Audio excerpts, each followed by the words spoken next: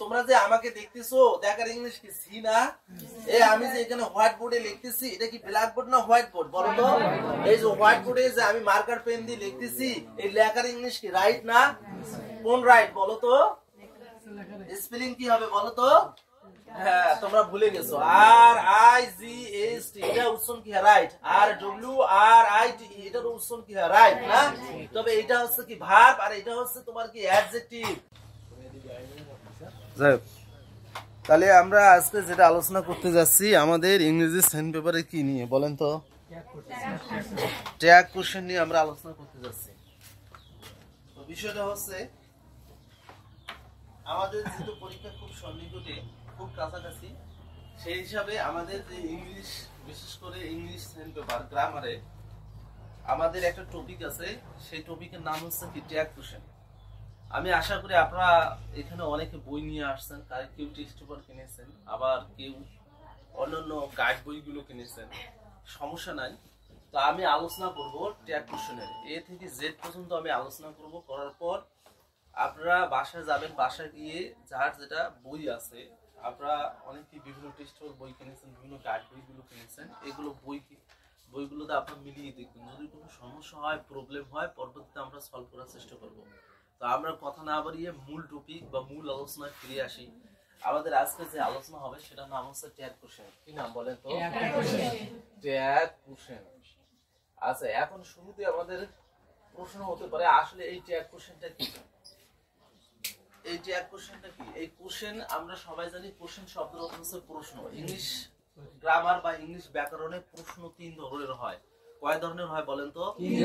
তিন ধরনের প্রশ্ন হয়। নাম্বার 1 হচ্ছে আপনারা খেয়াল রাখবেন WH কোশ্চেন, নাম্বার 2 হচ্ছে ইয়েস নো কোশ্চেন এবং নাম্বার 3 হচ্ছে ট্যাগ কোশ্চেন। তাহলে ইংলিশ ভাষা বা ইংলিশ গ্রামারে কোশ্চেন মূলত তিন প্রকার হয়। নাম্বার 1 হচ্ছে WH কোশ্চেন, নাম্বার 2 হচ্ছে ইয়েস নো কোশ্চেন এবং নাম্বার 3 হচ্ছে ট্যাগ কোশ্চেন। এটা অনেকে আমরা জানি কিন্তু অনেকে আমরা জানি না। তো বিষয় হচ্ছে আমাদের আজকের আলোচনার মূল বিষয় হচ্ছে ট্যাগ কোশ্চেন। আমরা ট্যাগ কোশ্চেন সম্পর্কে জানার চেষ্টা করি। তাহলে কোশ্চেন শব্দের অর্থ হচ্ছে কি প্রশ্ন করা না? আমরা সবাই এটা জানি, যেটা কি ইংলিশে বলি কি ইন্টারোগেটিভ না? ইন্টারোগেটিভ মানে কি প্রশ্নবোধক বা প্রশ্নমূলক, অর্থাৎ এক কথা বলতে হয় যেটা দিয়ে প্রশ্ন করা বোঝায়।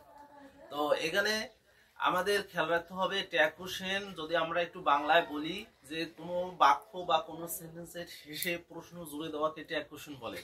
কোনো সেন্টেন্স বা কোনো বাক্যের শেষে প্রশ্ন জুড়ে দেওয়াকে ট্যাগ কোশ্চেন বলে। তো আমরা একটু হাতে কলমে দেখি, তাহলে বিষয়টা আমাদের কাছে পরিষ্কার হবে। যদি আমি বাংলাতে লিখি যে পাখিটি খুব সুন্দর,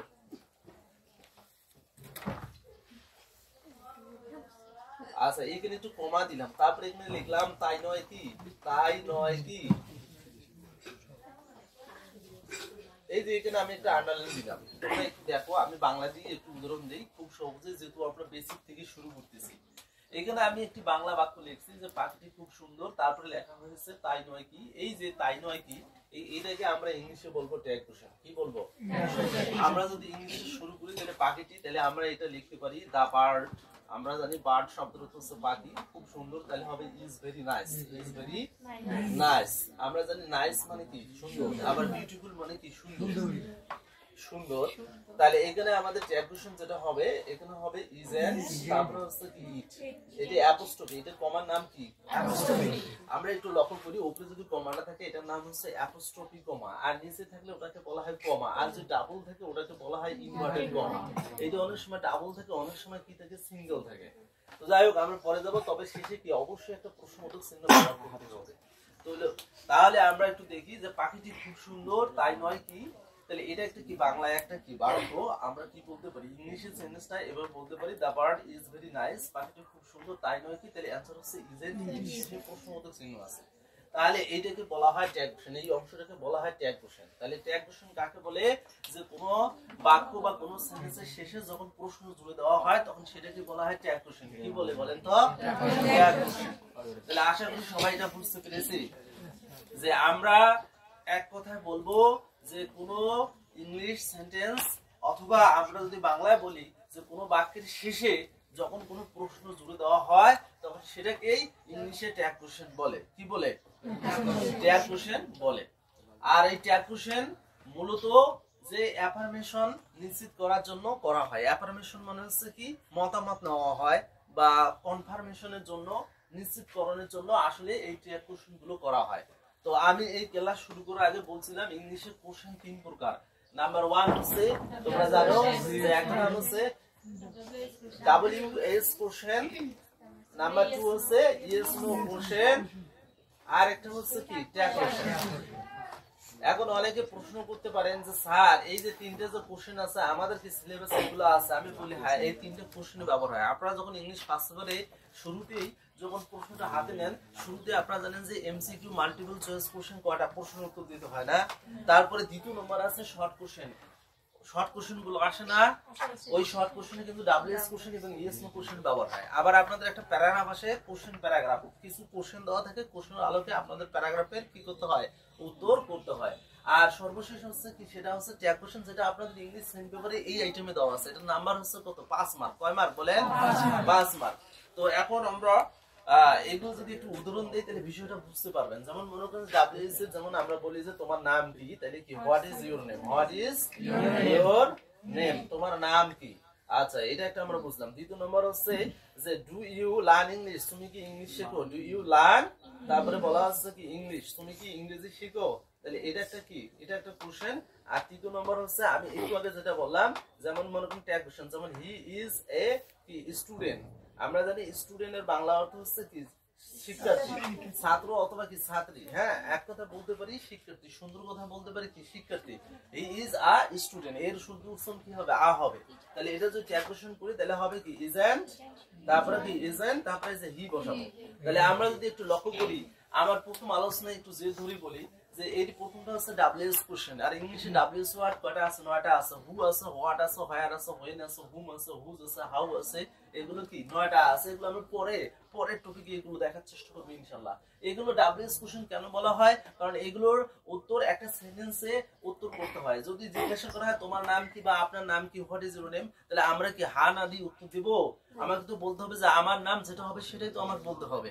তাহলে এই যে ডাব্লিউএস দিয়ে যদি কোনো কোশ্চেন থাকে, অ্যানসারটা সর্বদাই কি হবে? অ্যাসার্টিভ সেন্টেন্সে দিতে হবে বা কোনো বাক্যে অ্যানসার দিতে হবে। তাহলে সেজন্য এগুলোকে বলা হয় ডাব্লিউএস কোশ্চেন।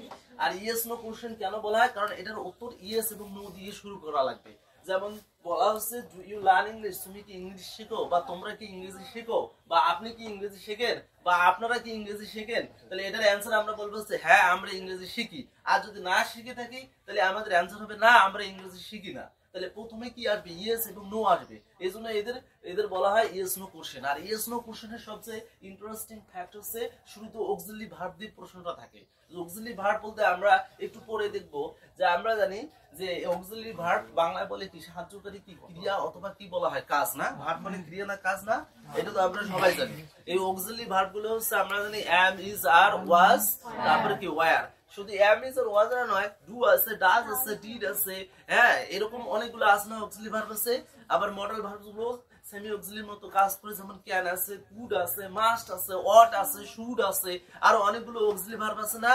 এবং আমরা দেখছি বিভিন্ন বই বলা আছে অক্সিলারি ভার্ব 24 আছে, অর্থাৎ 24টি অক্সিলারি ভার্ব আছে। তো যাই ওগুলো পরে দেখবো। তারপরে এখানে শেষে একটা কি বাক্য বা একটা সেন্টেন্স বা একটা স্টেটমেন্ট দেওয়ার পরে ওই যে মতামত নেওয়ার জন্য, গুরুত্ব দেওয়ার জন্য, এমফাসিস করার জন্য শেষে একটা কি লেজ লাগানো একটা প্রশ্ন জুড়ে দেওয়া হয়। আর এটাকে বলা হয় কি ট্যাগ কোশ্চেন। তাহলে আশা করি আপনারা একটু হলেও এই তিনটে কোশ্চেন সম্পর্কে ধারণা পেয়ে গেছেন। এখন আমি ধীরে ধীরে এগিয়ে যাওয়ার চেষ্টা করি। এটা আমি আপনাদের মিশিয়ে দিচ্ছি।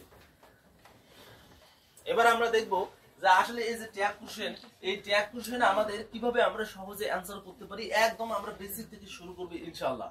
তো শুরুতেই আমি একটু আপনাদের স্মরণ করে দেই, আমরা সবাই পড়েছিলাম কি সেন্টেন্স। সেন্টেন্স পড়ে নেই। সেন্টেন্সের বাংলা অর্থ হচ্ছে কি? বাক্য। সেন্টেন্সের বাংলা অর্থ হচ্ছে কি? বাক্য। আমরা বাক্য কাকে বলে সবাই তো জানি, সেন্টেন্স তো সবাই জানি না? যে বাক্য কাকে বলে, যে এক বা একাধিক অর্থবোধক শব্দ যখন সুশৃঙ্খল ভাবে বসে মানুষের মনোভাব প্রকাশ করবে তাকে আমরা কি বলবো, বাংলায় বাক্য, আর ইংলিশে কি বলবো, সেন্টেন্স। এই সেন্টেন্স কয় প্রকার? দুই প্রকার। কয় প্রকার বলেন?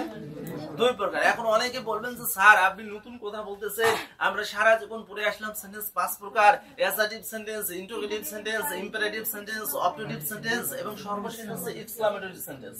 এখন আপনি বলতেছেন আবার সেন্টেন্স দুই প্রকার, এটা কিভাবে সম্ভব? হ্যাঁ, আসলে সেন্টেন্স মূলত দুই প্রকার। নাম্বার 1 হচ্ছে অর্থ অনুসারে এবং নাম্বার 2 হচ্ছে গঠন অনুসারে। যে according to meaning, according to মানে হচ্ছে অনুযায়ী, মিনিং মানে কি অর্থ অনুসারে, আর অ্যাকর্ডিং টু স্ট্রাকচার মানে কি গঠন অনুসারে। তাহলে গঠন অনুসারে সেন্টেন্স মূলত 3 প্রকার, যেটা তোমরা চেঞ্জিং সেন্টেন্সে তোমাদের 10 মার্ক কিন্তু আছে। আর একটা আইটেম আছে চেঞ্জিং সেন্টেন্স বা ট্রান্সফরমেশন অফ সেন্টেন্স আছে। সেক্ষেত্রে তোমরা লক্ষ্য করবে যে সিম্পল, কমপ্লেক্স, কম্পাউন্ড পরিবর্তন করা লাগে। তাহলে এখন যদি তোমরা যদি বলো অ্যাকর্ডিং টু স্ট্রাকচার গঠন অনুসারে সেন্টেন্স 3 প্রকার, সিম্পল সেন্টেন্স, সরল বাক্য, কমপ্লেক্স সেন্টেন্স, জটিল বাক্য, কম্পাউন্ড সেন্টেন্স, যৌগিক বাক্য। আর একটা কি অ্যাকর্ডিং টু মিনিং, অর্থ অনুসারে সেন্টেন্স 5 প্রকার। তোমরা একটু আগে শুনছো যে অ্যাসার্টিভ সেন্টেন্স, তারপর yes very good, assertive sentence, interrogative sentence, imperative sentence, objective sentence এবং সর্বশেষ আছে এক্সক্লামেটরি সেন্টেন্স। এই অ্যাসার্টিভ মানে হচ্ছে আমরা জানি হাবোধক। এই অ্যাসার্টিভ সেন্টেন্সকে দুই ভাগে ভাগ করা হয়, একটি হচ্ছে অ্যাফার্মেটিভ আর একটি হচ্ছে নেগেটিভ। তাহলে অ্যাফার্মেটিভ মানে কি হাবোধক, আর নেগেটিভ মানে কি নাবোধক। এই যে আমরা যদি সহজ ভাষায় যদি বলি যে অর্থ অনুসারে সেন্টেন্স 5 প্রকার, অ্যাসার্টিভ, ইন্টারোগেটিভ, ইম্পারেটিভ, অবজেক্টিভ এবং এক্সক্লামেটরি সেন্টেন্স। এই 5 প্রকার সেন্টেন্সের মধ্যে ট্যাগ কোশ্চেনে শুধুমাত্র 3টে সেন্টেন্সের ট্যাগ কোশ্চেন হয়, এটা আমরা মাথায় রাখবো, সাধারণ জ্ঞান আমরা। একটা হচ্ছে কি অ্যাসার্টিভ সেন্টেন্সের ট্যাগ কোশ্চেন হবে, একটি ইম্পারেটিভ সেন্টেন্সের, আর একটি হচ্ছে এক্সক্লামেটরি সেন্টেন্সের। এখন আমরা আর একটু ক্লিয়ার হয়ে যাব, ধীরে ধীরে আমরা যা ভেতরে প্রবেশ করার চিন্তা ভাবনা করবো এবং আজকে এই টপিকটি শেষ হবে ইনশাআল্লাহ। আর মনে করো বাংলাদেশে এমন কোনো বই নাই যে বই তুমি অ্যান্সার করতে পারবে। ট্যাগ কোশ্চেন আজকেই শেষ হবে, যদি তোমরা একটু ভালো করে আমার কথাগুলো বোঝার চেষ্টা করো। বুঝতে পারছো বিষয়টা? এবং ক্লাস শেষে আমি নোটস নিয়ে আসছি, তোমাদের এইটা টপিকের উপর একটা নোটস দেবে, এক্সক্লুসিভ নোট। এই নোটস 10 পৃষ্ঠা 12 পৃষ্ঠা না, মাত্র একটা পৃষ্ঠায় এপিট ওপিট আছে, একটা পৃষ্ঠায় আমি নোট করেছি। তো আমরা তাহলে একটা বেসিক জিনিস শিখলাম, আসলে ট্যাগ কোশ্চেন মূলত 3টে সেন্টেন্স হয়, একটি হচ্ছে অ্যাসার্টিভ সেন্টেন্স, একটি হচ্ছে। আচ্ছা সবাই একটু মনোযোগ সহকারে শুনেন, আমরা মূল আইটেমে চলে যাই। মনে রাখবো যে ট্যাগের ধর্ম হচ্ছে 2টা। কয়টা ধর্ম আছে? যদি হাবোধক হয় তাহলে উত্তর করা লাগবে নাবোধক, আর যদি নাবোধক হয় বাক্যটি তাহলে উত্তরটা হবে হাবোধক। তাহলে ইংলিশে যদি বলি ইয়েস থাকলে নো, নো থাকলে কি ইয়েস, তার মানে অ্যাফার্মেটিভ থাকলে আমাদের অ্যানসার করতে হবে নেগেটিভ, আর নেগেটিভ থাকলে অ্যানসার করা লাগবে অ্যাফার্মেটিভ। তাহলে এই যে ট্যাগের ধর্ম মূলত পাইলাম 2টা, এবং ট্যাগের কাজও কিন্তু মূলত 2টা। কয়টা কাজ আছে? প্রথম কাজ হচ্ছে ভার্বের কাজ করতে হয় এবং দ্বিতীয় নম্বর কাজ হচ্ছে সাবজেক্টের কাজ করতে হয়। তাহলে ট্যাগে যখন আমরা অ্যানসার করব, প্রশ্ন হাতে নেব, তখন সর্বপ্রথম এট ফার্স্ট শুরুতে আমাদের ভার্বের কাজ করতে হবে। কিসের কাজ বলেন তো? আমাদের ভার্বের কাজ করতে হবে এবং দ্বিতীয় নম্বর কাজ করতে হবে কিসের? সাবজেক্টের। আচ্ছা এই ক্ষেত্রে বলে রাখি, সাবজেক্টটা যদি নাউন হয় তাহলে এই ট্যাগে কি করা লাগে? প্রোনাউন ব্যবহার করতে হবে। কি ব্যবহার করতে হবে? যদি নাউন থাকে তাহলে আমাদের প্রোনাউন ব্যবহার করতে হবে। আচ্ছা এটা একটা বিষয় আমাদের ক্লিয়ার হয়ে গেল। আর একটা বিষয় আমরা লক্ষ্য করব যে এই যে ভার্বের কাজ হয়, ভার্ব মূলত আমরা জানি কি দুই প্রকার করে হয় না? ভার্ব কয় প্রকার? হ্যাঁ, ভার্ব মূলত দুই করে হয়। কি বললাম বলেন তো? এবং অনেকে বলবেন যে এটা আবার কেমন কথা শুনলাম, ভার্ব কিসের আবার দুই করে হচ্ছে, এটা তো একটা অবাক হওয়ার মতো বিষয়। আসলে ভার্ব দুই প্রকার হয়। যেমন আপনারা পড়েছেন যে ভার্ব দুই প্রকার, একটা হচ্ছে প্রিন্সিপাল অথবা মেইন ভার্ব, আর একটা নাম হচ্ছে অক্সিলারি ভার্ব। প্রিন্সিপাল মানে হচ্ছে মূল ভার্ব, এটা আপনারা পড়েন নাই। আর অক্সিলারি মানে এটাকে অনেকে হেল্পিং ভার্ব বলতেছে, কেউ বলতেছে অক্সিলারি ভার্ব মানে সাহায্যকারী ভার্ব বলতেছে। তো ভার্ব তো দুই প্রকার, একটা মেইন ভার্ব, একটা অক্সিলারি ভার্ব। আবার ভার্ব তো দুই প্রকার, ফাইনাইট ভার্ব আবার কি নন ফাইনাইট ভার্ব। আবার ভার্ব তো দুই প্রকার, ট্রানজিটিভ ভার্ব, ইনট্রানজিটিভ ভার্ব। অনেকগুলো ডেফিনিশন আছে না, এবং অনেকগুলো কাইন্ডস আছে না।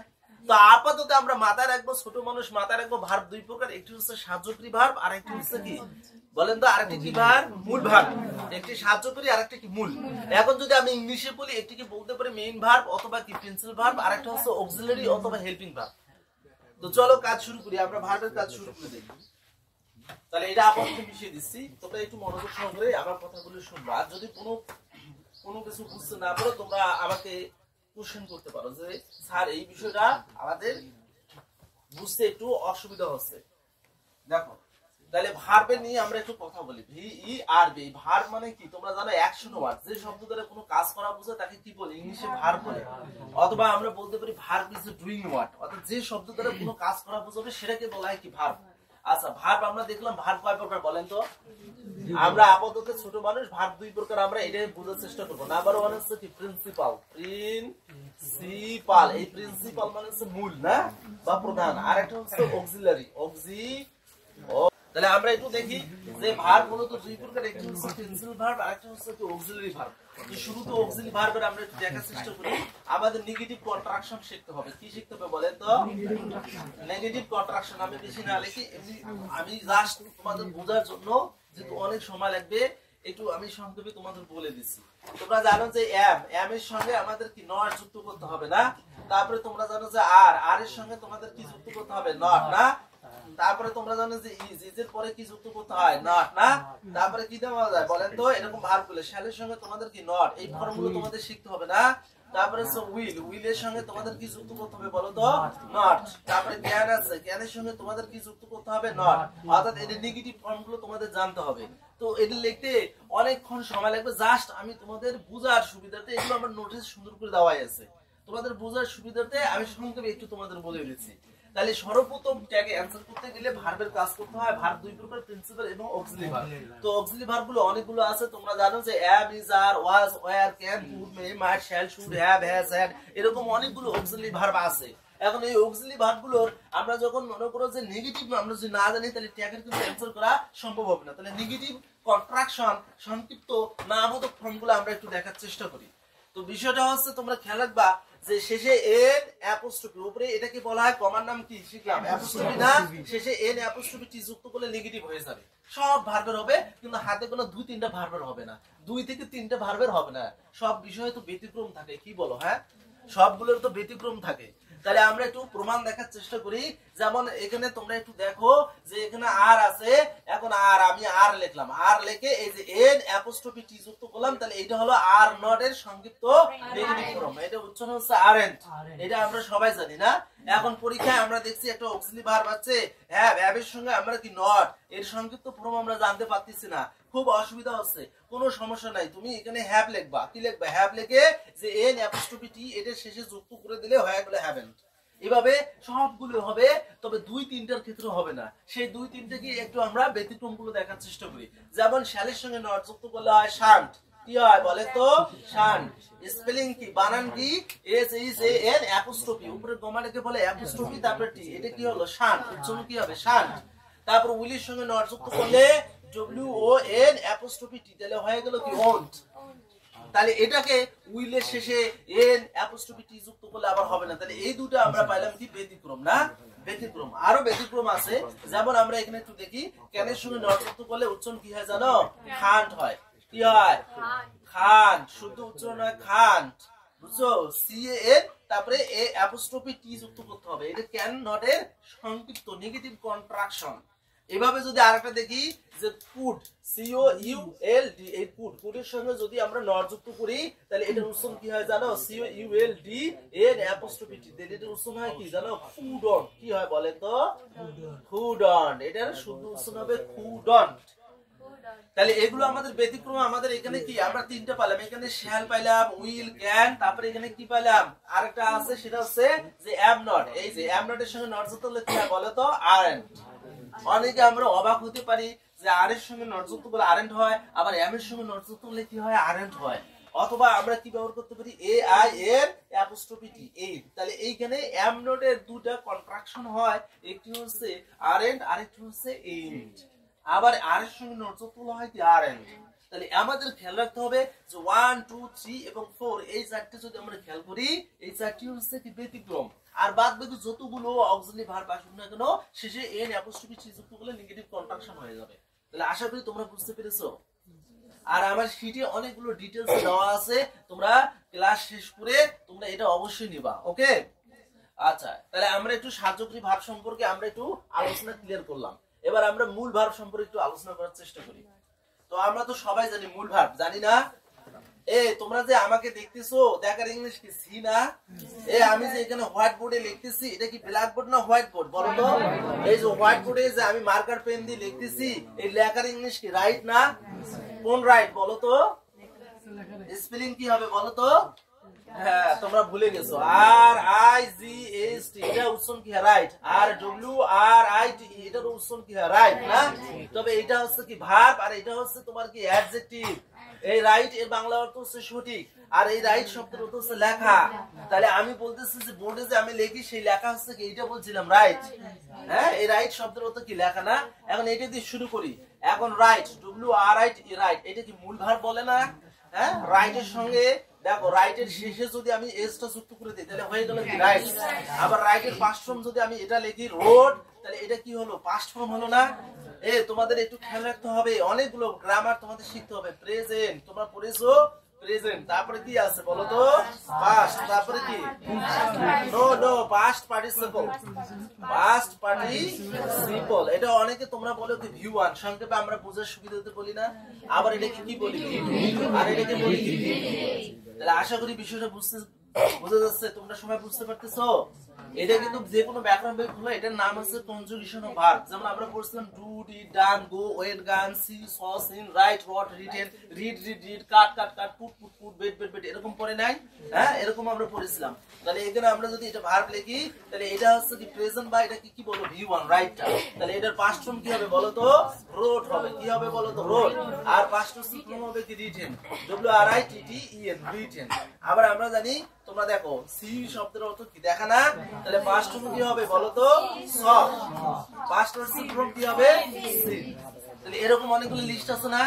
তাহলে আমরা খেয়াল রাখবে মূল ভার্বের ক্ষেত্রে আমরা ডি এর উপর কিউব, ডি কিউব এই তিনটে দিয়ে ট্যাগ করা লাগবে। এখন অনেকে বলবেন এটা কি গণিত পেয়েছেন স্যার, আপনি ডি এর উপর কিউব বসালেন? কিউব বলতে কি থ্রিটাকে আমরা গণিতের ভাষায় কি বলি? কিউব বলি না? আচ্ছা এখন অনেকে আমরা অবাক হতে পারি এটা কি পড়াচ্ছেন। হ্যাঁ আসলে বিষয়টা হচ্ছে দেখো ডু আর এটা হচ্ছে কি ডাজ আর এটা হচ্ছে তোমাদের কি ডিড। তাহলে এইখানে দেখো তিনটি ভার্ব আছে এবং মজার এবং ইন্টারেস্টিং ফ্যাক্ট হচ্ছে তিনটি ভার্বের শুরুতে ডি এবং কি আছে ডি। তো এটা মনে রাখার জন্য ডি এর উপর কি দেব বলো তো? কিউব দেব। তাহলে সবাই বুঝতে পেরেছি?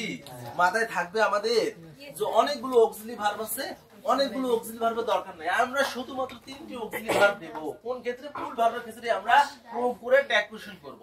তাহলে এই তিনটা অক্সিলারি ভার্ব হচ্ছে একটি ডু, একটি ডাজ আর একটা হচ্ছে কি ডিড। তাহলে মজার বিষয় হচ্ছে ডি দিয়ে শুরু হয়েছে, তো বোঝার সুবিধার্থে ডি এর উপর আমরা কিউব মনে রাখবো। হ্যাঁ তো দেখি এখানে এই যে এটা মূল ভার্ব না রাইট, এটা মূল ভার্ব যদি থাকে এই সারি যদি ভার্বগুলো থাকে এটার পরিবর্তে তোমাকে ট্যাগ ডু নিয়ে করতে হবে। কি নিয়ে করব? ডু নিয়ে। আর এই যদি এই মূল ভার্বের শেষে যদি তোমার যদি এস ইএস অথবা আইএস থাকে, আবার বলতেছি যদি কোনো মূল ভার্ব পেয়ে যাও তাহলে কোনো কথা নেই ডু নাও। আর যদি মূল ভার্বের শেষে এস ইএস অথবা কি থাকবে আইএস, তাহলে তিনটা জিনিস থাকতে পারে, একটি হচ্ছে এস, একটি ইএস আর একটা কি থাকবে আইএস। এটা যদি থাকে তাহলে তোমাকে ডাজ নিয়ে ট্যাগ করতে হবে। কি নিয়ে করতে হবে? ডাজ নিয়ে। আর যদি তুমি পাস্ট ফর্ম পেয়ে যাও তখন তোমাকে ডিড নিয়ে ট্যাগ করতে হবে। তাহলে এইটা খুব গুরুত্বপূর্ণ, ভেরি ইম্পর্টেন্ট। অনেক শিক্ষার্থী এই বিষয়টা ভুল করে থাকে। তাহলে যদি ট্যাগ কোশ্চেনে মূল ভার্ব দিয়ে যদি বাক্যটা থাকে, ভার্বটা যদি মূল ভার্ব থাকে তাহলে তোমাকে ডু নিয়ে ট্যাগ করতে হবে। আর মূল ভার্বের শেষে যখন এস ইএস আইএস পেয়ে যাবা তখন তোমাকে ডাজ নিয়ে ট্যাগ করতে হবে। আর যদি ভার্বটা পাস্ট ফর্ম পেয়ে যাও তখন তোমাকে ডিড নিয়ে ট্যাগ করতে হবে। তাহলে সবাই বুঝছো? যদি প্রশ্ন থাকে সি আছে তখন কি নিব আমরা? ডু। যদি সি শেষে এ যুক্ত করে দেয় তখন কি হবে? ডাজ। আর যদি স থাকে তখন কি নিব? ডিড। আশা করি সবাই বুঝছেন। আচ্ছা আমরা তো সবাই বলতেছি বুঝছি, একটু পরে আমি কিন্তু এই কিতাব নিয়ে বিভিন্ন বোর্ডের প্রশ্নগুলো নিয়ে এখানে কিন্তু লিখে দিয়ে আলোচনা করে দেব যদি আমার সময় থাকে। আপনাদের সময় থাকবে তো? থাকবে তো? তাহলে আমরা সাবজেক্টিভ ভার্ব ক্লিয়ার করলাম, মূল ভার্বের বিষয়টাও আমরা ক্লিয়ার করলাম। এখন আমাদের আর কোনো সমস্যা নাই। আর একটা টপিক আলোচনা করলে কেসটা শেষ হয়ে যায়। হ্যাঁ আর একটা টপিক আলোচনা করে দেই। দেখো যেহেতু আমরা বেসিক থেকে শুরু করতেছি আর বেসিক ক্লাসগুলো এরকমই হয়। আপনাদের মন খারাপ হচ্ছে? মনে কষ্ট পাচ্ছেন?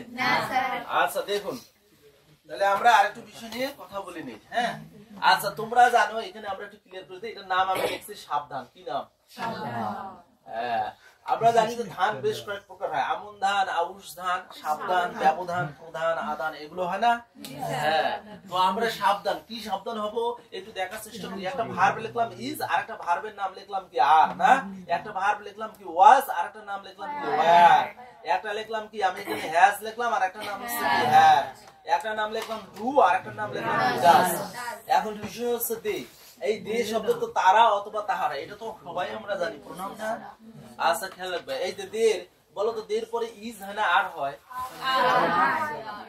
তাহলে এখানে যদি দের পরে যদি কোনো ক্ষেত্রে যদি ইজ আসে তাহলে ইজটা ক্যান্সেল করে তোমাকে আর নিতে হবে। তাহলে দের ক্ষেত্রে যদি কোনো ক্ষেত্রে যদি ওয়াজ এসে ওয়াজটা ক্যান্সেল করে তোমাকে কি নিতে হবে? ওয়্যার নিতে হবে। এখন দের পরে যদি কোনো ক্ষেত্রে হ্যাজ আসে, হ্যাজটা ক্যান্সেল করে তোমাকে হ্যাভ নিতে হবে। আবার দের ক্ষেত্রে যদি কোনো ক্ষেত্রে যদি তোমার ডাজ আসে, ডাজটা ক্যান্সেল করে তোমাকে টু নিতে হবে।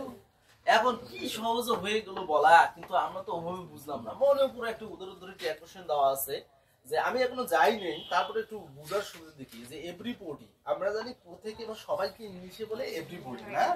আচ্ছা সবাই চায়, বলেন তো কি চায়? সবাই অর্থ চায়। মানি মানে কি বলেন তো? অর্থ। এখন মজার বিষয় হচ্ছে পরীক্ষার খাতায় যখন আমরা ট্যাগ কোশ্চেনের অ্যানসার করব, পুরো সেন্টেন্সটাই কিন্তু লিখতে হবে এইভাবে। অনেকে ভুল করি, শুধু আমরা অ্যানসার দিয়ে আসি, এজন্য সারা নাম্বার দেয় না। সবাই বুঝতে পারছি? তাহলে আমাদের যে কাজটি করতে হবে, পরীক্ষার খাতায় পুরো প্রশ্নটা তুলে আন্ডারলাইন করে তারপরে অ্যানসার করতে হবে। আশা করি এই বিষয়টা ক্লিয়ার হয়েছেন সবাই। তাহলে এটা যদি ট্যাগ করতে যাই, তাহলে তোমাদের বলছিলাম ট্যাগের ধর্ম কয়টা ছিল? দুইটা, আবোধক থাকলে না বোধক। তাহলে এই বাক্যটা পড়ে দেখলাম যে এটার আসলে কোনো না বোধক কোনো শব্দ নাই। নো নাই, নট নাই, নান নাই, নেভার নেই, হার্ডলি নেই, স্কার্সলি নেই, সেলডম নেই, আনটিল নেই, আনলেস নেই, এক কথা না বোধক কোনো শব্দই নেই। তার মানে এটা হাবোধক, উত্তর অবশ্যই না বোধক হবে। ট্যাগের উত্তরটা অবশ্যই না বোধক হবে।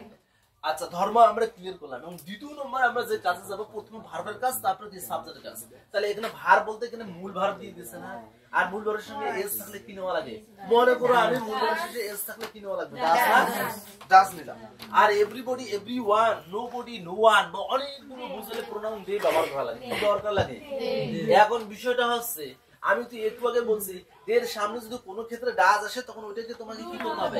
তখন এটার অ্যানসার হবে, তখন হবে ডু দে। এখানে নট যুক্ত করবা ডোন্ট। তাহলে আশা করি এবার বিষয়টা বুঝতে পেরেছো? তাহলে এটা হাবোধক হলো, এটা আমরা কি করলাম? না বোধক। তো বিষয়টা হচ্ছে হওয়ার কথা ছিল ডাজন্ট, যেহেতু ভারতের সঙ্গে এসবিএস, কিন্তু যে এই কিন্তু গেমটা চেঞ্জ করে। তাহলে এই বিষয়গুলো আমাদের কি খেয়াল রাখতে পারবো? এরপর কঠিন আলোচনা আসতেছি, এরকম টাইপের আলোচনা ধীরে ধীরে আসতেছি, তো আমি এটা মিশিয়ে দিচ্ছি। তাহলে আমরা এখানে এই সাবধানটা আমরা সবাই বুঝতে, তাহলে একটু হলে বুঝতে পারলাম? আচ্ছা উদাহরণ দেখলে আরো ক্লিয়ার হয়ে যাবে আমাদের ইনশাআল্লাহ। এবার আমরা আরেকটু বিষয় দেখি, না বোধক শব্দগুলো আমি একটু মুখে বলি, তোমরা একটু শোনো। আমাদের ট্যাগ অ্যানসার করার সময় আমরা খেয়াল রাখবো কোন সেন্টেন্সে যদি নো পাওয়া যায়, নো শব্দের মতো আমরা সবাই জানি কি না, না? অন্যর কথা বলতেছি এনো, ফির ভুল করে ফির এটা ধরেন না, এন ও ডাব্লিউ উচ্চারণ হয় ডাব্লিউ। এই নোটা হচ্ছে ভার্ব, বুঝছো? এই নো মানে জানা অথবা কি চেনা। তাহলে এই নোর কথা বলতেছি, আমি বলছি এই নো, নো। তারপরে কি তো বলছে নান, নান বলতে কি কোনো মানুষই নয়। তারপরে নোবডি আছে, হার্ডলি আছে, স্কার্সলি আছে, নাইডার আছে, আনটিল আছে, আনলেস আছে। হ্যাঁ, এগুলো কিন্তু নেগেটিভ ওয়ার্ড। এগুলো কি word? Hardly, scarcely, seldom, until, unless, nobody, none, এগুলো নেগেটিভ ওয়ার্ড। এগুলো আমাদের খেয়াল রাখতে হবে। তো যাই হোক, এটা আমি মিশিয়ে দিচ্ছি। তাহলে আমরা এতক্ষণ ধরে যে আলোচনাগুলো করলাম বা যে বক্তব্যগুলো করলাম, সবগুলো হচ্ছে কি সম্পর্কে বলেন তো? ট্যাগ কোশ্চেনের বেসিক, ট্যাগ কোশ্চেনের বেসিক। এখনো নিয়মে যায় নাই, নিয়মে গেছে। আচ্ছা আরেকটা বিষয় ক্লিয়ার করে শেষ করে দেই। তাহলে ভার্ব নিয়ে আমরা আলোচনা করলাম। এবার আমরা যেটা দেখবো সাবজেক্ট নিয়ে। কি নিয়ে? আচ্ছা সাবজেক্ট নিয়ে একটু মুখে কথা বলি। আমি লিখতে লিখতে ক্লান্ত হয়ে গেছি, তোমরা একটু মনোযোগ সহকারে শোনো, যেহেতু শীটে দেওয়া আছে। হ্যাঁ, যাওয়ার সময় এগুলো কি অবশ্যই কি করবো? ফটোকপি করে নিবা। তো বিষয়টা হচ্ছে ছেলে যদি বা পুরুষ মানুষ একজন বুঝে কি ব্যবহার করবো? হি। মেয়ে অথবা মহিলা একজন বুঝলে কি ব্যবহার করবো? সি ব্যবহার করবো। তাহলে ছেলে বা পুরুষ মানুষ একজন বুঝাতে হি। হাসান থাক, আব্দুর রহমান থাক, আর স্বপনে থাক, তার পরিবর্তে হি ব্যবহার করো। যদি বিবা থাকে, ইবা থাকে, শারবিন থাকে, শায়লা থাকে, মৌসুমী থাকে, তাহলে এদের পরিবর্তে কি ব্যবহার করবো? আর যদি ছেলে মেয়ে অনেকগুলো বোঝায়, মনে করো 3 জন ছেলে বুঝাইছে, 4 জন ছেলে বুঝাইছে, 4 জন পুরুষ বা 4 জন মহিলা বুঝাচ্ছে, তখন দেই ব্যবহার করো। কি ব্যবহার করো? তাহলে আশা করি বিষয়টা বুঝতে পেরেছি। এবার আলোচনায় আসি। যাদের জীবন আছে তাকে আমরা বলি কি? জীব। আর যাদের জীবন নেই তাকে বলা হয় কি? জড়। একটা পিঁপড়া, সেটারও তো জীবন আছে। একটা মাছি, সেটারও তো জীবন আছে। একটা মশা, সেটারও তো জীবন আছে। তাহলে জীব যদি একটা বুঝে, তার পরিবর্তে ইট ব্যবহার করতে হবে। আর জড়, যার জীবন নাই, একটা যদি বুঝে, সেটার পরিবর্তে কি ব্যবহার করা লাগবে? ইট। আর জীব জড় যদি অনেকগুলো বুঝে, তার পরিবর্তে কি ব্যবহার করা লাগবে? দে দে। আশা করি সবাই বুঝতে পারছি। এখন বুঝতে পারতেছ না, যখন এক্সাম্পলে যাব ঠিকই তোমরা বুঝতে পারবে। এবং খেয়াল রাখবে, নদী পদ্মা, মেঘনা, যমুনা, কর্ণফুলী এবং আমাদের পাশে কি আছে? তিস্তা নদী আছে। এই নদীকে কি জানেন? নদীকে ফেমিনিন জেন্ডার মনে করা হয়, স্ত্রীবাচক মনে করা হয়। সেই হিসেবে নদীর পরিবর্তে সি নেওয়া লাগে। চাঁদকে কি ব্যবহার করা হয় জানেন? চাঁদের পরিবর্তে সি নেওয়া হয়। যদি চাঁদ থাকে, চাঁদের পরিবর্তে কি নেবেন? সি। দেশের পরিবর্তে কি নেবেন? সি। আমাদের দেশটা কি জন্মভূমি না? দেশটা আমাদের মায়ের মতো মনে করি। তাহলে মা তো কি ম্যাসকুলিন না ফেমিনিন? অবশ্যই এটা ফেমিনিন। ম্যাসকুলিন বলতে পুরুষবাচক, আর ফেমিনিন বলতে কি বুঝছো? স্ত্রীবাচক। তাহলে দেশের পরিবর্তে বাংলাদেশ থাকলে তোমরা সি ব্যবহার করতে পারো। এবং অনেকে যদি মনে করে যে না স্যার আমি সি ব্যবহার না করি, ইট ব্যবহার করে দিলে সেটাও হবে। আশা করি সবাই বুঝতে পেরেছেন। এখন অনেকে প্রশ্ন করতে পারেন, স্যার চাঁদ তো আমরা বাংলায় মামা বলি, তো ইংলিশে আবার এটা মামি কেমন করে হলো? যার ফলে তো সি ব্যবহার করতেছেন। আসলে বিষয়টা হচ্ছে, সূর্য এবং চাঁদ দুটো তুলনা করি। চাঁদের নিজস্ব কোনো আলো নেই, আপনারা সবাই জানেন। সূর্য কি প্রখর আলো না? তাহলে সূর্যকে কি করে জানেন? পুরুষের সঙ্গে তুলনা করা হয়, তার তেজ বেশি, আলো বেশি। হ্যাঁ, বিষয়টা বুঝতে পারছেন। সেজন্য সূর্যকে হি ব্যবহার করা লাগে। সূর্যের পরিবর্তে কি ব্যবহার করবেন? এই চাঁদকে কি ব্যবহার করবেন? এবার সামথিং যদি থাকে, নাথিং যদি থাকে, এনিথিং যদি থাকে, থিং কথাগুলো যদি পাওয়া যায়, সামথিং, নাথিং, এনিথিং, এগুলোর পরিবর্তে ইট নেবেন। কি নেবেন? আচ্ছা, আরেকটা দিয়ে আমি একেবারে মূল আলোচনা চলে যাব। এখনো কিন্তু নিয়ম পড়েনি, জাস্ট এগুলো শিখতেছি, বেসিক। কি শিখতেছি বলেন? আচ্ছা, ফাদার মানে কি জানেন তো? দেখেন, একটা দেওয়া আছে ফাদার, FATHER, ফাদার। আব্বা এখানে বা বাবা কয়জন আছে? একজন আছে না? তাহলে এটার পরিবর্তে কি নেব? এখন যদি বলা হয় দা ফাদার, FATHER, ফাদার, দেখেন এরকম আরো কিছু আছে, দা ফাদার। এখানে দা ফাদার, তারপরে থাকতে পারে কি? The mother. কি থাকতে পারে? আচ্ছা, আমরা যদি ফাদার, মাদার, এর বাংলা অর্থ বাবা মা, এটা তো আমরা জানি। অনেক কিছু সেন্টেন্স আছে, the father rose in her, মানে তার মধ্যে পিতৃত্ব জেগে উঠলো। তাহলে ফাদার বলতে এখানে বুঝাচ্ছে পিতৃত্ব, একটা গুণ বুঝাচ্ছে, কোয়ালিটি বুঝাচ্ছে। তাহলে দা মাদার রোজ ইন হার, মানে তার মধ্যে মাতৃত্ব জেগে উঠলো। তাহলে এই যে পিতৃত্ব বা মাতৃত্ব, এটা বোঝালে তখন কিন্তু আর এটার পরিবর্তে, যেমন ফাদারের পরিবর্তে একটু আগে দেখলেন হি, তখন হি ব্যবহার করা যাবে না, তখন আপনাকে নিতে হবে ইট। কি নিতে হবে? ইট। তখন এটার পরিবর্তে নিতে হবে ইট। তাহলে আশা করি বিষয়টা বুঝতে পেরেছেন না? আচ্ছা, তাহলে আমরা এটা মিশিয়ে দিই। এখন মূল আলোচনা চলে যায়, নিয়ম। আর অতিরিক্ত ক্লাসটা হবে মনে হয় 5 থেকে 10 মিনিট, তার মধ্যে ট্যাগ কোশ্চেন শেষ। ট্যাগ কোশ্চেন কি হয়ে যাবে বলেন? তাহলে আমরা প্রথমে দেখি ট্যাগ কোশ্চেনের ইম্পারেটিভ সেন্টেন্স। কি সেন্টেন্স বলেন? আচ্ছা, একটু বুঝে দিই এদিকে। একটা হচ্ছে কি অ্যাসার্টিভ সেন্টেন্সের ট্যাগ হয় না? এ বলেন, অ্যাসার্টিভের ট্যাগ হয় না? এবং দ্বিতীয় নম্বর হচ্ছে ইম্পারেটিভ। কি না? ইম্পারেটিভ। আসলে কথা হচ্ছে, আপনাদের কোনো সমস্যা আছে? না। এক্সক্লামেটরি, আমার লেখা আপনারা বুঝতে পারেন? অবশ্যই। আচ্ছা, এই অ্যাসার্টিভ সেন্টেন্স আপনারা দেখলে এটা দুই প্রকার হয়। একটা হচ্ছে অ্যাফার্মেটিভ, হ্যাঁ অ্যাফার্মেটিভ, আরেকটা হচ্ছে কি নেগেটিভ, আরেকটা হচ্ছে নেগেটিভ। এটা আমাদের খেয়াল রাখতে হবে। আমরা অনেকে ভুলে যাই, খুব সহজ বিষয়টা আমরা স্কিপ করে যাই। তাহলে এই যে অ্যাসার্টিভ মানে হচ্ছে বর্ণনামূলক অথবা বিবৃতিমূলক বাক্য, দুই ভাগে ভাগ করা যায়, হাবোধক আর কি নাবোধক। তো ট্যাগের ধর্মই তো দুইটা আমরা পড়ছি, হাবোধক থাকলে নাবোধক, নাবোধক থাকলে কি হয়? হাবোধক। তো আগে আমরা শুরু করি ইম্পারেটিভ সেন্টেন্স, এটা দিয়ে শুরু করি। দেখুন, যদি কোন সেন্টেন্সের শুরুতে যদি আপনারা যদি লেটস, উপরে অ্যাপোস্ট্রফি, তারপরে এস, লেটস, এটা উচ্চারণ হয় লেস, আমরা বলি লেটস, কিন্তু শুদ্ধ প্রনাউন্সিয়েশন হয় লেস। অথবা যদি লেট আস পাওয়া যায়, কি পাওয়া যায়? Let us. এই আসের সংক্ষিপ্ত এটাকে বলা হয় লেস। তাহলে এই দুটো যদি পাই, কোনো কথা নাই, একদম এটা অ্যানসার করব শ্যাল। কি ব্যবহার করব বলো? তবে শেষে প্রশ্নবোধক চিহ্নটা এবং আন্ডারলাইন অবশ্যই দিতে হবে, নাহলে স্যার নাম্বার দিবে না। এবং পরীক্ষায় পুরো কোশ্চেনটা লিখতে হবে। শুধু পরীক্ষায় এই অ্যানসারটা দিলে আমাকে স্যার কেটে দেবে। আমার কি করা লাগবে? যে সেন্টেন্সটা থাকবে ওটাও প্রশ্নটা উঠে আন্ডারলাইন করে উত্তর লিখে শেষে অবশ্যই এটা কি বলে কোশ্চেন মার্ক ব্যবহার করতে হবে। ক্লিয়ার? বুঝে যাচ্ছে? তাহলে এটা কি করব, এটা আমাদের এক নম্বর নিয়ম হচ্ছে লেস অথবা লেটাস থাকলে অ্যানসার কি বসাবো, শ্যাল। কিন্তু যদি কোনো ক্রমে যদি লেটের পরে এই এস বা আস না থাকে, লেটের পরে মনে করো আছে হিম আছে অথবা কি হার আছে অথবা যদি দেম আছে বা অন্য কোনো শব্দ থাকতে পারে, থাকতে পারে না, না পারে, অন্য কোনো শব্দ যদি আমরা যদি পেয়ে যাই, অন্য কোনো শব্দ থাকলে তখন উত্তর ব্যবহার করা লাগবে উইল। কি ব্যবহার করবা, উইল। তাহলে প্রথম নিয়মে বললাম যদি কোনো সেন্টেন্স বা কোনো বাক্যের শুরুতে যদি লেস অথবা লেটাস পাওয়া যায়, এটা কিন্তু ইম্পারেটিভ সেন্টেন্স। এখন অনেকে বলবে স্যার আমি ইম্পারেটিভ সেন্টেন্স ভালো করে বুঝি না, আর আপনি কি নিয়ম পড়াচ্ছেন।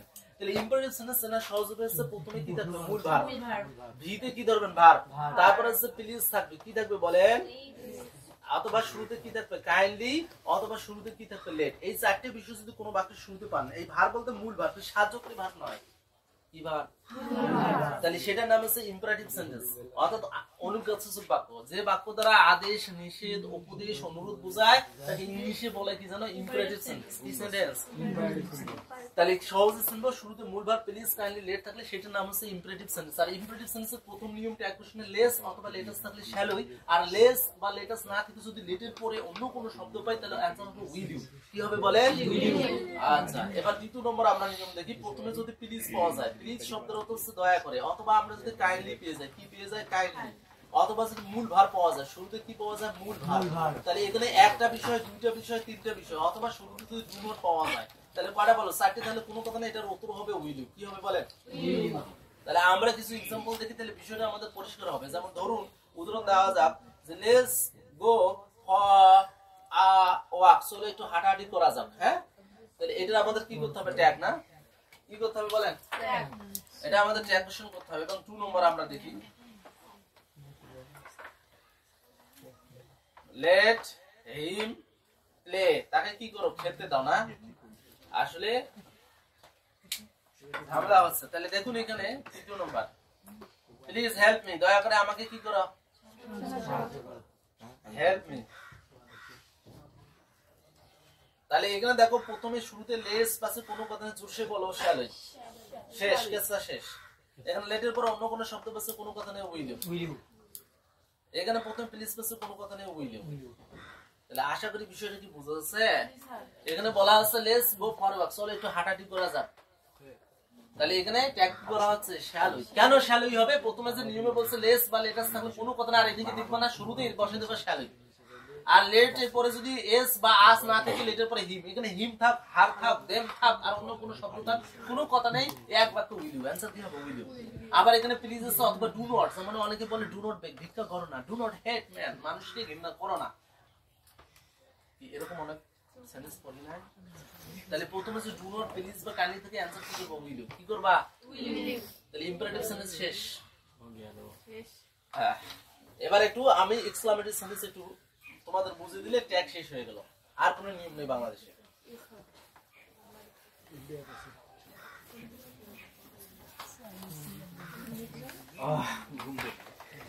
দেখো এখানে বলছে যে হোয়াট আ ম্যান, আর এখানে নাই। এখন আপনারা এখানে বলতে পারবেন এটা কোন প্রকার সেন্টেন্স।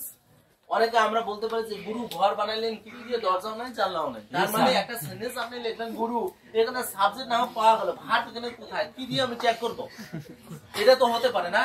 আবার বলতে দিচ্ছে 2 নম্বর দেখেন what a nice idea, nice idea, idea মানে জানো তো ধারণা, তারপরে নাই, তারপরে আপনাকে ট্যাগ কনস্ট্রাকশন করতে হবে। তো এখন এতক্ষণ ধরে আপনারা যেটা আমার আলোচনা শুনছেন যে ট্যাগ করতে গেলে অবশ্যই ভার্বের কাজ করবেন, তারপর কিসের কাজ, সাবজেক্টের কাজ। তো এই সেন্টেন্সটা যদি গভীরভাবে লক্ষ্য করি এখানে কোনো ভার্ব নেই, এই সেন্টেন্সটা লক্ষ্য করি এখানে কোনো ভার্ব নেই। মনে করেন সাবজেক্ট এখানে এই ম্যান আছে, একজন মানুষ বুঝাচ্ছে, এখানে একটা সুন্দর ধারণা বুঝাচ্ছে, নাইস আইডিয়া মানে কি সুন্দর ধারণা না। তাহলে এইখানে আপনাদের কি নেই বলেন তো দেখি, ভার্ব নেই। তাহলে কি করবেন আপনি, কি পরীক্ষার হলে হার্ট অ্যাটাক করবেন, মাথা ফাঁকা দিয়ে চলে আসবেন, যে কোনো পরিস্থিতি হোক না কোনো মাথা ঠান্ডা করে শান্ত রেখে তারপরে অ্যান্সার করে আসবেন। এত সহজে হার মানেন না। আমি স্বপন স্যারে আমি একজন সংগ্রামী মানুষ, কথা বুঝতে পারছেন, সহজে কোনো হার মানার লোক নই। আমি আমার গতিতে চলি, আই ডোন্ট কেয়ার, আমি কাউকে কিছু মনে করি না, আমি সৎ পথে আছে, আমার গতিতে আমি চলতেছি, কার কি হয় হোক সেটা দেখার বিষয় নয়। আমি তো মানুষের অন্যায় করতেছি না, মানুষের আমি ক্ষতি করতেছি না, আমার গতিতে তো আমাকে যেতে হবে। বিষয় কি খারাপ বললাম? না স্যার। সেরকম আমি আমার গতিতে দেখবো, তাহলে এখানে আপনাকে ভার্ব ধরে নিতে হবে। কি ধরে নিতে হবে? তার মানে একটা লোক বলেন তো, একটা লোকের পরিবর্তে কি, লোকের পরিবর্তে সি ধরবো? এটা কোনো পড়াশোনা হইলো নাকি? তাহলে এটার পরিবর্তে কি ধরবো? হি। তাহলে হোয়াট এ ম্যান, এখানে হি ইজ কি আছে? উচ্চ অবস্থায় আছে, লুকায়িত অবস্থায় আছে। এটা আর একটু অবশ্যই একটা চিহ্ন হবে, যেহেতু এটা কি আশ্চর্যবোধক বাক্য বুঝাচ্ছে। ইংলিশে কি বলে? এক্সক্লামেটরি কি সেন্টেন্স। আমি কি ক্লান্ত হয়ে যাচ্ছি নাকি? হ্যাঁ, হতে পারে। হ্যাঁ, কি হতে পারে। মেটরি। তাহলে এই এক্সক্লামেটরি সেন্টেন্সে তাহলে এখানে হিটে কি, হি ইজটা উচ্চ আছে, এটা আপনাকে ভুলে নিতে হবে। তারপরে নাইস আইডি, আইডিয়ার পরিবর্তে কি ইট ইজটা কি আছে? এটা উচ্চ অবস্থায় আছে না? তাহলে এরকম কিছু সেন্টেন্স আপনার ধরে নিতে হবে। কি করতে হবে? ধরে নিতে হবে। তাহলে এটা যদি আমরা ট্যাগ করি, তাহলে এখানে কি করব? ভার্বের কাজ করি। ইজ আছে, এটা কি হাবোধক না বোধক করলে কি অ্যাপোস্ট্রফি টি ইজ, আর একটা লোকের পরিবর্তে ধরা লাগবে হি। তাহলে এটার ক্ষেত্রে কি হবে বলেন তো? ইজেন্ট, এই ইট আছে, ইটটা ব্যবহার করবেন। তাহলে আশা করি বিষয়টা বুঝতে পেরেছেন, সবাই বুঝতে পেরেছি। তাহলে ট্যাগে আর কোনো সমস্যা নেই। এখন সরাসরি আমি কিতাব থেকে আপনাদের উদাহরণ দিচ্ছি। ক্লিয়ার? সবাই বুঝতে পারলেন? আচ্ছা, আমি একটু বোর্ডের প্রশ্ন দিচ্ছি, এরপরে আমি আপনাদের 5 মিনিট সময় দেবো। কার যদি কোনো প্রশ্ন থাকে আমাকে বলতে পারেন যে স্যার এটা আমি বুঝতে পারিনি। আসলে প্রস্তুতি নিয়ে আসলে অনেক অনেক সময় লাগে, বুঝতে পারছেন? একটা ব্যাপার আছে। এই যে আমার শীট, বুঝছেন? এই যে আমার শীট, শীটটা দেখছেন? বেশি আমি বড় নোট দেই না, অল্প কথা কাজে বেশি কথা প্রয়োজন। কি বলেন? আচ্ছা, এটা আপনাদের টেস্ট পেপার না বাবা? দেখো তো, এটা তো আমাদের টিচারদের জন্য দেয়। এটা কি সৌজন্য শিক্ষা না?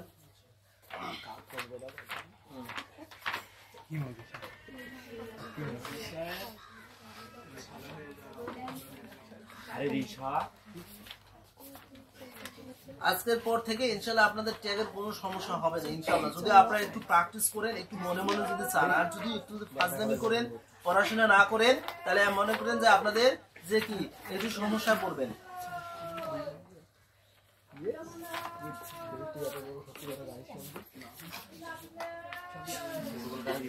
Don't laugh, please.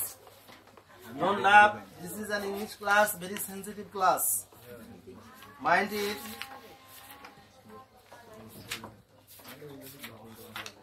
I am going to be tired. আমি ক্লান্ত হয়ে যাচ্ছি। হ্যাঁ, ইয়েস স্যার,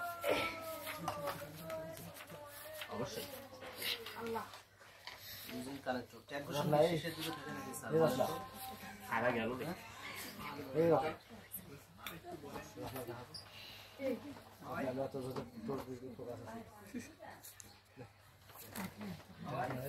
ভিডিও করছি। আমরা কি হারিয়ে যাচ্ছি নাকি? আমরা হারিয়ে যাচ্ছি নাকি?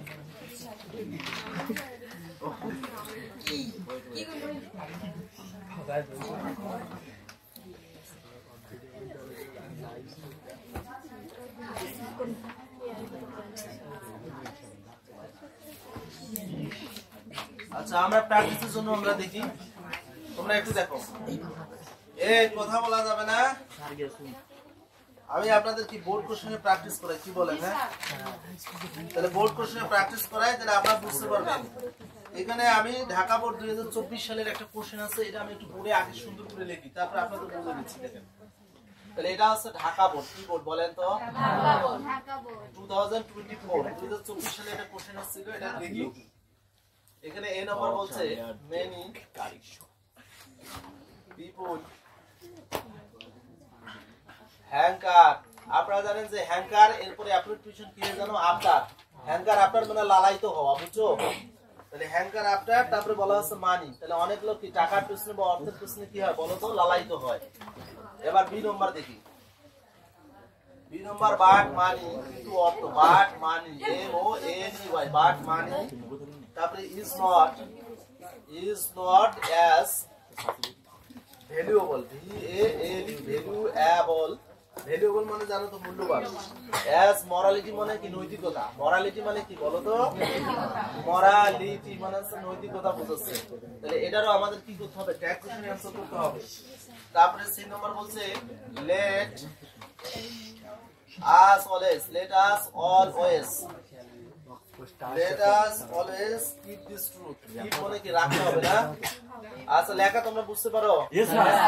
অবশ্যই। আচ্ছা keep this তারপরে বলছে যে truth in mind T R U T S truth in তারপরে বলছে কি mind M I N D mind তাহলে এটা আমাদের কি করতে হবে ট্যাগুলেশন করতে হবে তারপরে 2 নম্বর বলা আছে যে money can hardly M O N E Y money can তারপরে হচ্ছে hardly S A R D L I আমাদের আপনি একদম আপনি অফিসে গিয়ে একটু মার্কা নিয়ে আসেন তো যে কলমে লিখে দেন তারপরে বলছে যে bring B R I N G bring তারপরে বলা হচ্ছে কি হ্যাপিনেস আমরা জানি হ্যাপিনেস মানে কি এই হ্যাপিনেস মানে হচ্ছে সুখ আর হ্যাপি মানে হচ্ছে সুখী হওয়া আর হ্যাপলি মানে হচ্ছে সুখের সঙ্গে তাহলে আমাদের বিষয়গুলো কি পরিষ্কার করে জানতে হবে সো তারপরে উই শুড সুতরাং আমাদের উচিত শুডের বাংলা অর্থ কি উচিত যে never N E V E R never তারপরে কি বলা আছে হ্যাভ নেভার হ্যাভ আসল never have grid for money grid বলতে বুঝো তোমরা এই পেছনে কথা হচ্ছে গ্রিড বলতে বুঝো গ্রিড মানে লোভ লালসা লোভ অথবা লালসা তো যাই হোক এনিহাউ আমরা সবাই একটু দেখি আমাদের এখানে প্রথম যে কোশ্চেন দেওয়া আছে many people hanger after money মানে অনেক লোক কি টাকার পিছনে কি করে ঘুরঘুর করে ছোটে তার মানে কি লালায়িত হয় টাকার পিছনে লালায়িত হয় তারপরে বি নম্বর বলছে বাট মানি ইজ নট কিন্তু অর্থটাই নয় এতটুকু গুরুত্বপূর্ণ যতটা নৈতিকতা গুরুত্বপূর্ণ মরালিটি মানে হচ্ছে নৈতিকতা সততা আন্তরিকতা একনিষ্ঠতা এগুলো কি নৈতিকতার গুণ না সত্যবাদিতা নৈতিকতার গুণ এটা ইংলিশে বলে মরালিটি তারপরে বলছে লেট আস অলওয়েজ চলো আমরা সর্বদাই এই সত্যটাই মনে রাখি বিশ্বাসটাই মনে রাখি তাহলে ট্রুথ মানে হচ্ছে সত্য না আর ইন মাইন্ড মানে কি মনের মতো তারপরে বলছে যে money can hardly bring happiness মানে অর্থ খুব কমই সুখ দিতে পারে অর্থ দিয়ে সুখ পাওয়া যায় না তারপরে বলছে সুতরাং সো মানে সুতরাং অথবা তাই যে we should never have grid for money সুতরাং অর্থের প্রতি আমাদের কি লোভ বা লালসা থাকা উচিত নয় শুড মানে কি উচিত আর নেভার বলতে তো না বোঝায় কখনোই থাকা উচিত নয় এটাই বোঝানো হচ্ছে তো এখানে আসুন আমরা ট্যাগে যদি আমরা অ্যানসার করতে যাই তাহলে পরীক্ষায় এইভাবে কোশ্চেনটা আমরা সুন্দর করে লিখবো কি লিখবো সুন্দর করে লিখবো তারপরে এই গ্যাপ দিয়ে আন্ডারলাইন দিয়ে অ্যানসার লিখবো যদি পরীক্ষায় শুধু উত্তরগুলো লিখি তাহলে কিন্তু আমাদের 4 নাম্বার দিবি না সবাই বুঝতে পেরেছি আচ্ছা ট্যাগের ধর্ম আমরা পড়েছি ট্যাগের ধর্ম দুইটা হয় হাবোধক থাকলে কি করা লাগবে তাহলে এই ধর্মগুলো আগে পরীক্ষা করে নিই এই বাক্যে কোনো নো নাই নট নাই নান নাই নেভার নাই হার্ডলি নাই স্পেশালি নেই আনটিল নেই আনলেস নেই তার মানে এটার উত্তর নেগেটিভ করা লাগবে এটা হাবোধক আছে উত্তরটা করা লাগবে না আবার এটা যদি লক্ষ্য করি এখানে নট আছে তাহলে উত্তরটা অবশ্যই এখানে হাবোধক হবে আবার যদি এই বাক্যটা লক্ষ্য করি তাহলে এখানে কোনো এটা তো আমরা জানি ইম্পারেটিভ সেন্টেন্স আছে শুরুতে লেটাস আছে লেটাসের ক্ষেত্রে হাবোধক নাবোধক ওগুলো কিন্তু খাটে না ওগুলো খাটে না অ্যাসার্টিভ সেন্টেন্সের ক্ষেত্রে খাটে তারপরে এখানে মানি ক্যান হার্ডলি এখানে হার্ডলি নাবোধক শব্দ তাহলে উত্তর এখানে কি করা লাগবে হাবোধক তারপরে এই বাক্যে যদি যায় এখানেও কিন্তু নাবোধক নেবার আছে তাহলে উত্তরটা এখানে কি হবে হাবোধক তাহলে ধর্মগুলো পরীক্ষা করলাম এবার আসুন ট্যাগের কাজ শুরু করে দেই আপনারা জানেন আমিও জানি সবাই জানে যে কি ট্যাগের অ্যানসার করতে গেলে শুরু থেকে ভার্ব দিয়ে কাজ শুরু করা লাগে না তাহলে ভার্বগুলো শনাক্ত করি তাহলে ভার্ব হচ্ছে হ্যাঙ্কার আফটার এটা হচ্ছে এখানে কি ভার্ব এই হ্যাঙ্কার আফটারটা হচ্ছে এখানে কি ভার্ব এখানে ভার্ব হচ্ছে কি ইজ এখানে যদি আমরা ভার্ব যাই তাহলে এখানে হচ্ছে ভার্ব হচ্ছে কি এটা ব্রিং আর একটা হচ্ছে কি ক্যান এখানে যদি আমরা ভার্ব যাই এখানে কি হচ্ছে শুড তো মজার বিষয় হচ্ছে আমরা যখন ট্যাগ কোশ্চেনে অ্যানসার করব তাহলে তো ভার্বের দিয়ে তো আমরা কাজ শুরু করব তো ভার্ব তো দুই প্রকার শুনেছি কয় প্রকার দুই প্রকার একটি সাহায্যকারী আরেকটি হচ্ছে মূল ভার্ব তাহলে এটা কিন্তু অবশ্যই মূল ভার্ব আছে আর মূল ভার্বের সঙ্গে এস ইএস এটা নেই তার মানে এখানে আমরা ডু নিয়ে অ্যানসার করতে হবে এটা শেষে তো ইডি নেই যেহেতু আমাকে ডিড নিয়ে করা যাবে না যেমন যদি এখানে দেখো হ্যাঙ্কার শব্দের অর্থ হচ্ছে লালায়িত হওয়া এর পরিবর্তে তোমাকে টু নিয়ে অ্যানসার করতে হবে তারপরে এখানে দেওয়া আছে হ্যাঙ্কারস এগুলো এস পেয়েছো তখন তোমাকে কি নিতে হবে ডাস মজার বিষয় এস এস মিলে যাচ্ছে আবার এখানে আছে হ্যাঙ্কার্ট দেখো এখানে এটার পরিবর্তে তোমাকে ডিড নিয়ে অ্যানসার করতে হবে ডিডি মিলে যাচ্ছে তাহলে কি সুন্দরভাবে আমরা তো বুঝতে পারি না হ্যাঁ মূল ভার্ব থাকলে আমরা ডু নেব আর যদি ভার্বের সঙ্গে এস এস তখন কি নেব ডাস আর যদি পাস্ট ফর্ম পাই তখন কি নেব ডি এমনি ভার্বের শেষে ডি এলে দুর্বল ভার্ব ইংলিশে বলে উইক ভার্ব এই ডিড নেব পাস্ট থাকলে ডিড নেব আর যদি এস বাই ইএস আইএস পাওয়া যায় তখন কি নেব ডাস আর যদি মূল ভার্ব পাই তাহলে কি নেব ডু তাহলে এইখানে দেখেন তো এটা হ্যাঙ্কার আছে তাহলে কি নিয়ে করা লাগবে তাহলে আমরা এখানে ডু নিলাম আর নেগেটিভ ফর্ম কি করব এই যে এন অ্যাপোস্ট্রফি ডন এখন অনেক লোক বুঝলে কোনো কথা নাই শেষ কেচ্চা খতম ওটা টাটা শেষ ওটা অ্যানসার হয়ে গেল এক মার্ক পাইলাম এক মার্ক এবার এখানে যদি যাই ইজ আছে ইজ এর নট আছে আলহামদুলিল্লাহ খুব ভালো ভেরি গুড এখানে শুধু আমরা ইজটা নিয়ে আসবো আর এটার সাবজেক্ট আছে মানি এটা কি এটার পরিবর্তে ধরা লাগবে ইট কি ধরতে হবে আপনারা কি এটার পরিবর্তে হি ধরবেন সেটা ডোনাল্ড ট্রাম্পের নাম দিয়েছে যে আপনি এখানে হি ব্যবহার করবেন এটা কি স্বপন স্যারের নাম দেওয়া আছে যে পুরুষ মানুষ বুঝছে একজন আমরা এখানে হি ব্যবহার করি তাহলে এই দেশে মানির পরিবর্তে কি ধরবো ইট অনেস্টি মানে সততা একটা গুণ বা কোয়ালিটি বুঝাচ্ছে অনেস্টির পরিবর্তে ইট সিনসিয়ারিটি শব্দের হচ্ছে আন্তরিকতা এটার পরিবর্তে ধরতে হবে কি ইট ট্রুথফুলনেস শব্দের অর্থ হচ্ছে সত্যবাদিতা এটার পরিবর্তে ধরতে হবে কি ইট একটা বেঞ্চের পরিবর্তে ধরবেন ইট একটা চেয়ারের পরিবর্তে ধরা লাগবে ইট একটা বুক মানে একটা বই এটার পরিবর্তে ধরতে হবে ইট কিন্তু যদি বলা হয় একটা পাখি তখন কি ধরবেন ইট আর যদি বলা হয় পাখিগুলো বার্ডস তখন ধরবেন দে তাহলে আশা করি বিষয়টা বুঝতে পেরেছেন তাহলে এটা যদি যায় এটাতে ইম্পারেটিভ সেন্টেন্স লেটাস কোনো কথা নাই তাহলে শ্যাল তাহলে অ্যানসার হবে কি শ্যাল তারপরে হচ্ছে কি উই তারপরে এখানে হচ্ছে কি ভার্ব আছে এটা একটা ভার্ব এটা একটা ভার্ব এখন খেয়াল রাখবেন যখন ট্যাগ কোশ্চেন শুধু এটা ছোট সেন্টেন্স আরো বড় সেন্টেন্স থাকে না আরো বিশাল সেন্টেন্স থাকে এই কমপ্লেক্স সেন্টেন্সে ট্যাগ কোশ্চেন আসে না আসে আপনারা কেউ বই খুলে দেখেন না এইজন্য বলতে পারেন না যারা বই খুলে দেখে পড়াশোনা করে তারা বলতে পারে সুন্দর করে বলতে পারে টিচারের চেয়ে স্টুডেন্টরা বেশি জানে আমরা টিচার আমরা তেমন একটা জানি না তোমাদের বেশি জানা দরকার কারণ তোমাদের তো পড়াশোনা করতে হয় হ্যাঁ আমরা পড়াশোনা করি না তোমাদের তো পড়াশোনা করা দরকার তো দেখো এখানে মনোযোগ সহকারে দেখো তাহলে এই যে এখানে ভার্ব এটা নিয়ে করা যাবে না ভার্ব তোমাকে এইটা দিয়ে ট্যাগ করতে হবে অর্থাৎ সাবজেক্টে পড়ে যে ভার্ব আছে সেটা নিয়ে তোমরা করবে তাহলে এখানে ক্যানের সঙ্গে নট যুক্ত করতে পারো না কারণ এখানে হার্ডলি না বোধক শব্দ আছে তাহলে শুধু ক্যানটা এখানে নিয়ে আসো তাহলে কি নেবা ক্যান আর মানির পরিবর্তে ওই যে কি তাহলে এই জায়গায় কি হবে বলো তো তাহলে আমি নিচে লিখে দেই এখানে আমি লিখলাম যে শুড লিখে আমি না বোধক করতে পারতেছি না no problem n apostrophe t লিখে দিলাম কি শুডন্ট আর এখানে উই আছে এখানে আমি ব্যবহার করলাম ও